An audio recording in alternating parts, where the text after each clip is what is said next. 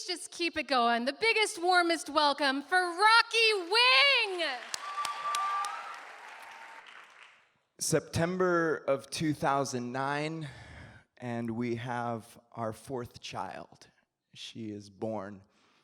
If you do the math backwards, it means that me and my wife had sex in January.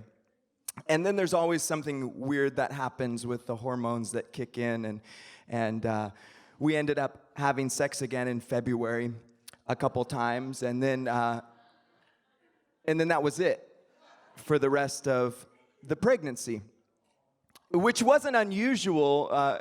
I'm an understanding male. I get that things are a little cramped down there, and you're a little bigger, and things and doesn't always work out, but it was more than just the pregnancy. Sex with me and my wife had been this gradual decline over the years. We started like many newlyweds, 3 or 4 times a week. And through the years, it dropped to once a week, then once a month, then every other month, to where it would get to maybe once every 3 months or 6 months. So to go 8 months was not a big deal for our relationship, though it was a big deal for me. Sex for me isn't so much a physical need that I have. It is a very emotional thing. It is a deep connection for me. And not only that, but one of my biggest struggles that I deal with is rejection. So to go to my wife and to ask for this and to be rejected is crushing me. And so I know after we have this baby, or she delivers the baby vaginally, I know that you have to wait for things to heal up and calm down, right? And go back to normal. But now it's February again. And we had not had sex for a year. And I'm in a place where I can't really tell anyone about this because I'm a pastor. And as a pastor on a stage, you're supposed to be an example. And part of being an example is you're supposed to have a good marriage. And so if I were to tell any of my friends who are either fellow pastors at the church that I'm going to, or people that actually go and sit down in the congregation at my church, that me and my wife hadn't had sex, by the way, in a year, I don't think I would have my job too long. And this is the job that I dreamed of having since I was 16 years old. This was a job that I went into debt for at a 4-year Bible college. My degree says ministry with a minor in theology. I'm qualified for nothing else, friends. So I keep it a secret. And now it's February again. And we haven't had sex for 2 years. And it's February again, and we haven't had sex for 3 years. And then I finally tell someone after 3.5 years. I open up to someone I trust. And me and my wife begin to go to counseling. Every Monday night for a year, we meet 2 hours with this man and his wife. And it's February again. And it's February again. Now it has been 6 years that me and my wife have not had sex. And I remember that January I made a New Year's resolution. This is January 2015. I made this resolution that I'm going to try, with this help of the God that I preach about on stage every weekend. And I wake up every morning to go on my run, and I'm praying, and I get home very excited, and I pray for her, and this goes on for 2 months, but then it's February again, and it's been 6 years. And I remember the night. I remember going in to give her a hug goodnight. At this point, our only touching is hugging and holding hands. We're not even kissing anymore. And I go to give her a hug goodnight, and she feels my erection press up against her belly, and her body turns rigid, and she takes a step back. And that was when I knew my marriage was over.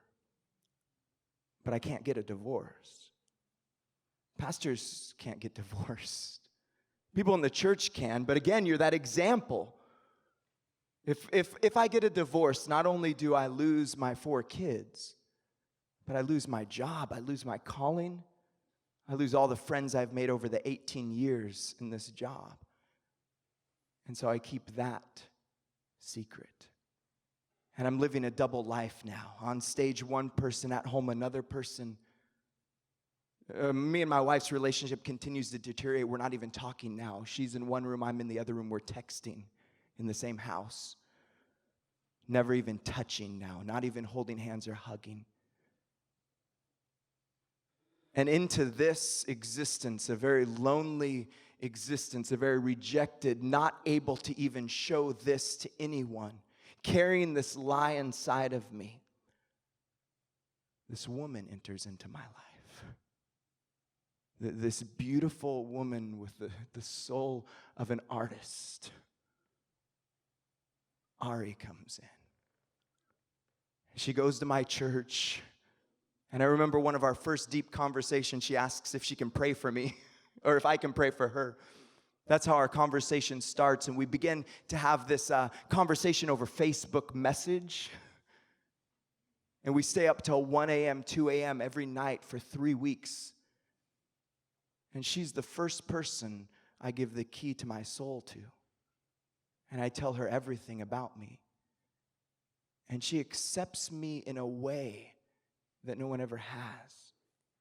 And I'm able to be vulnerable with her. And I develop this deep crush. I'm getting butterflies in my stomach when I see her again. It's this strange feeling. I start writing poetry. It's like, who am I? And I'm totally in love. But I can't do anything because I'm a pastor and I'm married and I have this life that I'm trying to uphold. So I don't do anything until September 9th last year. And I'm in my office and it's late at night and she comes in. She was a leader at the youth group. She comes into my office and we're talking. And she stands up and starts talking. I'm sitting down. And she sits down right on my lap. Everything freezes. Except for other things. And to be in a space where you've been rejected for 6.5 years, to have somebody that you are beginning to get feelings for express that. And then she leans back and her hair presses against my face. And I put my hand on her hip. And we just freeze there, not even talking. And I push her gently off me. And I grab her by the hands. I want to look her in the eyes. I sit her down and we look at each other. And I say, we need to talk about what's going on here. She's like, yeah. I said, we need to talk about this crush that we're having. And she's like, we? Like, yeah. I really like you. And she expresses her feelings for me. And I say, well, what are we going to do? I'm married. I'm pastor. I'm your pastor. And she had complications of her own. She was going to college in order to save money. She was living with her parents, who also went to my church.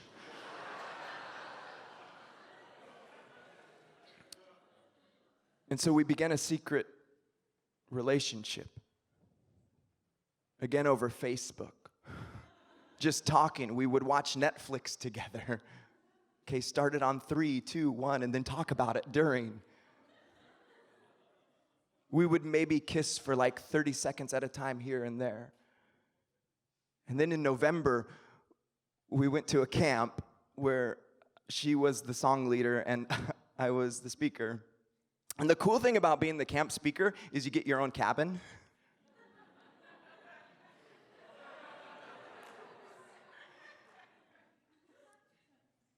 And I asked if she wanted to come to my room. She said, yes, I do. And when everybody else went to sleep, after I preached my sermon,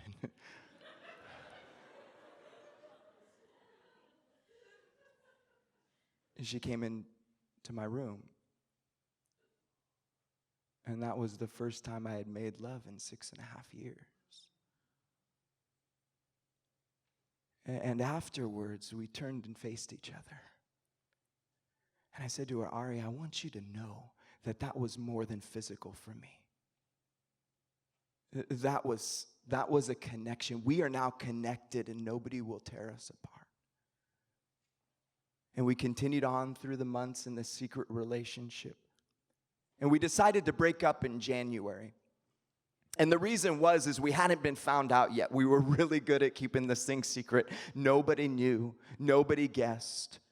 And so we decided we were going to break up in January, and then I was going to do what I needed to do. I was going to get a divorce. I was going to tell my boss. I was going to step down from leadership. And then when the dust settled from it all, we would get back together and not tell anyone about the affair. And through the entire month of January that I was broken up with her, I began to realize that this plan that I had would destroy me, it would destroy her, and it would destroy us. Because if we planned on getting together and we planned on getting married, then everybody would always ask us, how did you meet? And we would all know that our real foundation of our relationship was a lie. And I said, we need to come clean. So January 26th of 2016, I asked my supervisor to come into my office. And I told him the story I just told you. That was a Tuesday. On Friday, I lost my job. On Saturday morning, I told my wife and moved out of the house. On Monday, our entire staff heard.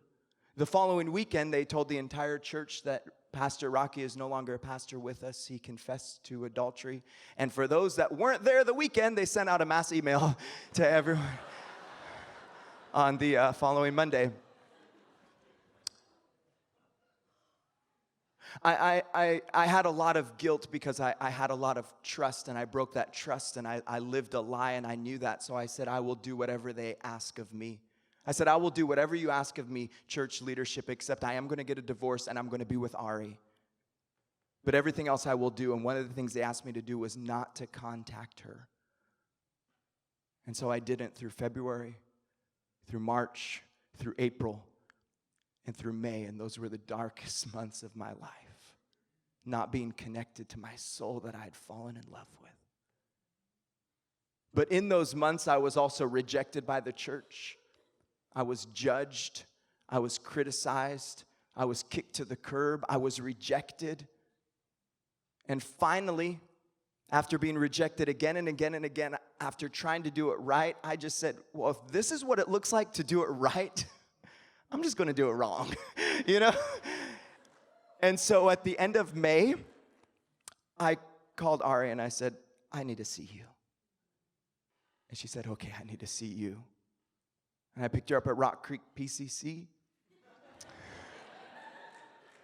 And we drove to Cathedral Park. And we're walking along, and we were both feeling it, like it's been a long time since we connected sexually. And there's these lockable public restrooms at Cathedral Park, and it's amazing.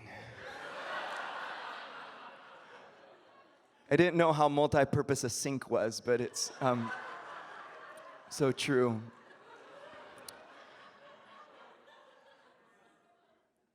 We found out that there was a member of the congregation that saw us walk in the bathroom together.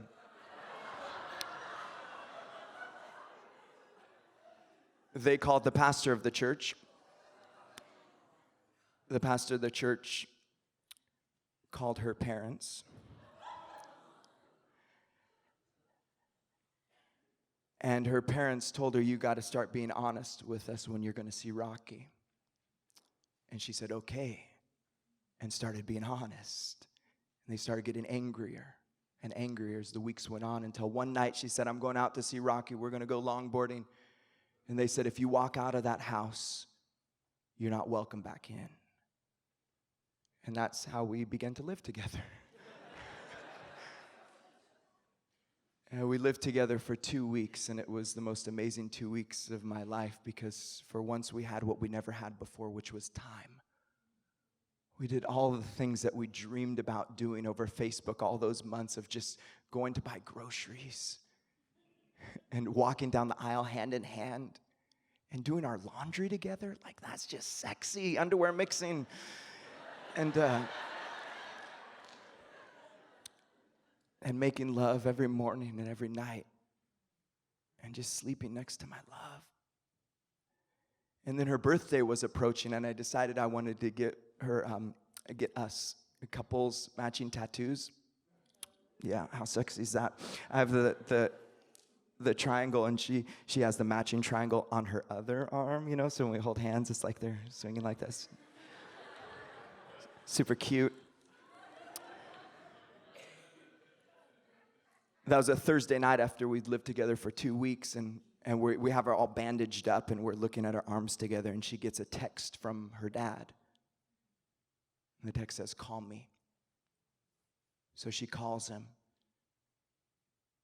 And he says, your mom is being rushed to the emergency room in an ambulance. And I hand her the keys. I say, "Go to your mom. I don't think they'd want to see me right now." She calls me frantically at 1 a.m. Says her mom just came out of surgery and has a 1% chance of living. I said, "Do you want me at the hospital?" She said, "Yes." And that is how all of her aunts and her uncles and her cousins and her grandparents found out about me. That they only met as a pastor. And it became apparent that I wasn't there to be their pastor, but I was there for Ari.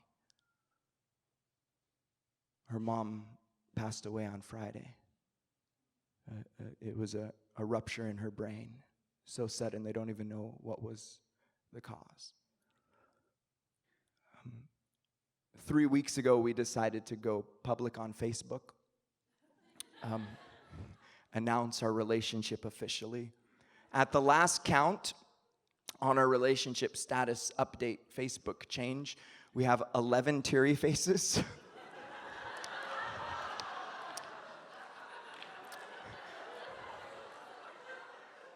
And 2 angry faces.